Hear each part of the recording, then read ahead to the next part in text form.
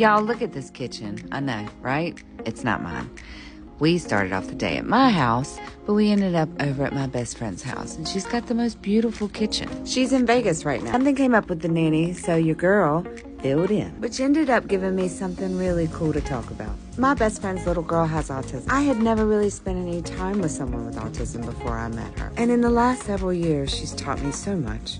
Not only about autism and all of the really cool things about this little girl, but also about parents of a little girl or a little boy with autism. I stayed overnight with her a few times a while back, and she woke me up about 3 or 4 times in the middle of the night. And it's almost like having a newborn baby. She's super self-sufficient in a lot of areas, but she will always need someone. And before you think that I was super upset about getting woken up a few times for a couple nights, that's not what I was thinking. I was thinking about my friend.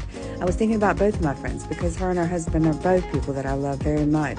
And this is their everyday. I give my friend a hard time whenever she's late to something, whenever she cancels, or whenever she just doesn't want to go somewhere. And I'm going to continue to because I love her and I want her to go where I go. But I have so much grace now for the reasons why she sometimes doesn't want to go. She's tired. They both are. I feel like every chapter in life is a lesson, and you choose whether or not you take the lesson out of it or not. And this chapter of my life definitely had a lesson that includes this little girl. I brought all my little stuff over to the house today and said, you know what, I'm going to do a live. I'm going to get a lot of this work done because she's very self-sufficient. She does her own thing. Sometimes she wants your attention and sometimes she wants nothing to do with you. Every single time I logged on to the live or I started doing anything, she came over and got my attention. And every time I gave it, she didn't want it anymore. She's not playing by anybody else's rules but her own. And that's a lesson right there. I usually let a lot of people in the room dictate what rules I play by. I'm going to start taking notes from this little princess. I burnt her pizza. I also burnt the cake that I made her. She loves to play with cake, and I made her a cake thinking that it was the best thing in the world, and I burnt it.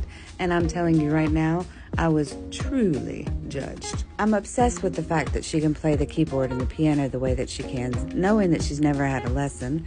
And she does it so gracefully. She plays beautiful melodies.